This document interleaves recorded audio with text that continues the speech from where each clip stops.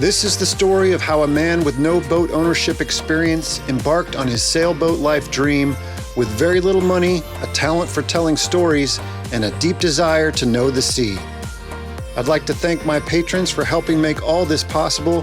Please like and subscribe, leave a comment, or help out financially by clicking my Patreon link in the description below.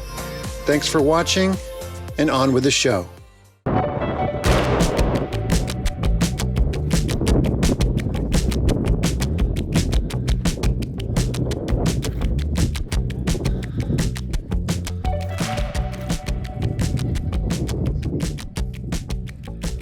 Hi. How's it going? Oh, something you don't see every day. Bodega Bay. Well, hello and welcome back to my channel. Excuse me. I don't know if you can hear my voice. I got sick again, probably COVID, but I didn't really get the test. I just was sick for 2 weeks, which is fun. And what else happened? It's been raining a ton, and hasn't been a whole lot of action here in Bodega Bay other than trying to stay dry. I've got everything, like today's the first sun we've had in a long time. Supposed to get up to about 55 degrees today, which will be lovely. And it's going to be blue skies. I've got all the extra anchor chain rod that's usually in the stern lazarette there. I've got that all pulled out because that's full of water and that needs to be emptied out. That's how much water I got in the stern lazarette, and I'm gonna bail it out here with my large cup.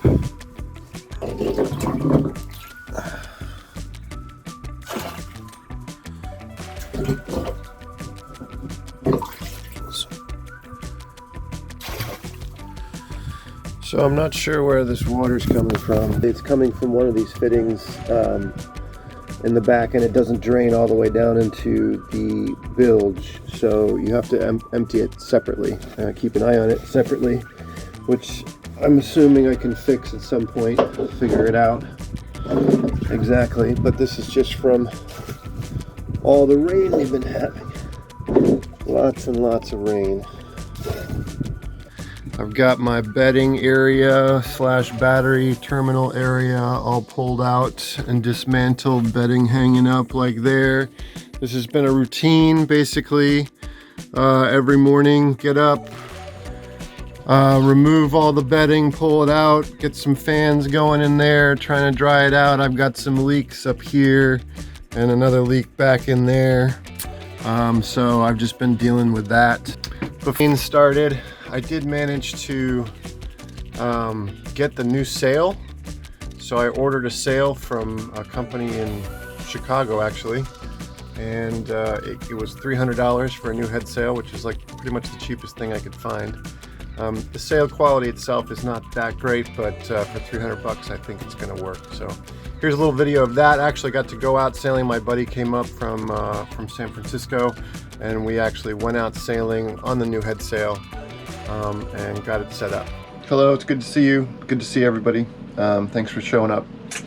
My sail came right there. Boom. It came in the mail from Chicago, of all places. And I think it's going to work. It's a used sail. It's much lighter material than the previous sail. But I think it's the right thing, or the right size. Anyway, got some friends coming over today, and we are going to put up the new sail and see if it works. We're actually going to try and get out and do a little bit of sailing here today, which would be amazing. So yeah, here we go.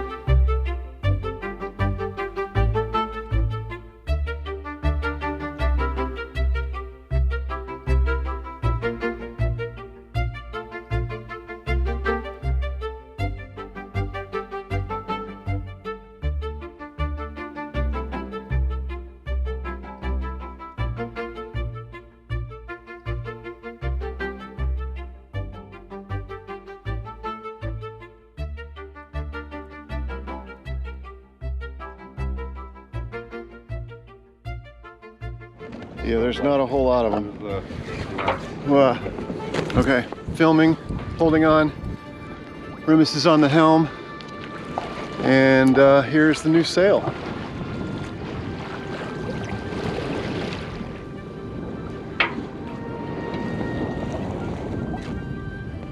There she blows. Got a little extension on the foot of the sail. It's called a penchant, or what did we call it? Pension?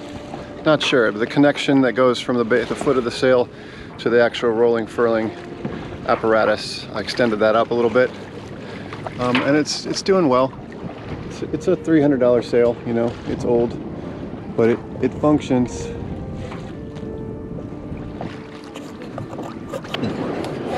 All right, quick update in the marina, and it is, we've got another gale going on. It's gusting 50, 55 miles an hour, maybe 50 knots, I don't know.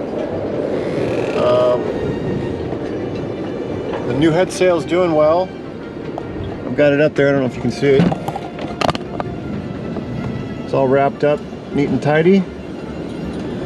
And I guess I'm a little nervous about it just because I've had one blow out on me, and I want to make sure this one doesn't blow out too. But I've got the actual jib furling lines wrapped around it a couple times, and I think that's secure. I might actually go and just put another strap around it a little higher up if I can reach, just to be safe, because it unwound itself last time, so I guess I could do it again.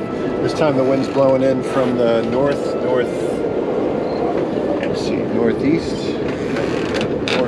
basically straight out of the north, and it is howling.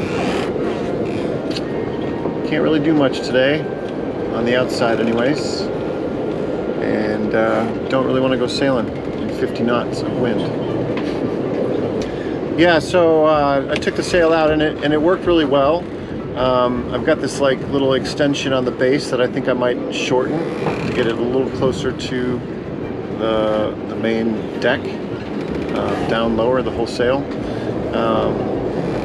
But in general, I think the size is going to work out really well, especially for like these first few seasons for me sailing, where I don't want to be overpowered. That other Genoa sail was rather large. It was very useful when there was no wind, but when I took it out with my friend Remus, we maybe had 10 knots at some point, and it was enough sail to get up and move. So I'm happy with it. It was a bargain, so I'm happy that I found a bargain and that it works. So thanks very much for watching. Sorry there wasn't much sailing footage. I'm still getting used to the idea of filming while I'm sailing, especially when I have company with me. It's really I forget completely about the camera. I'm really focused on everybody's comfort and safety, and so I just forget to film. And I also don't like to shove cameras in other people's faces. They didn't come out here to be interviewed, so I try to. I guess I just got to get over that hump, because I'd like to start filming some of this stuff. And anyway, so next time there'll be more sailing footage, hopefully. And thank you for tuning in. Thanks for checking in. Thank you for leaving comments and becoming a subscriber. And thank you to my patrons who are making this thing possible. So really appreciate you. Just a quick reminder, you can help out on Patreon for as little as $3 a month. And everybody who signs up is a huge help. So thanks so much for all that, and I'll see you next time.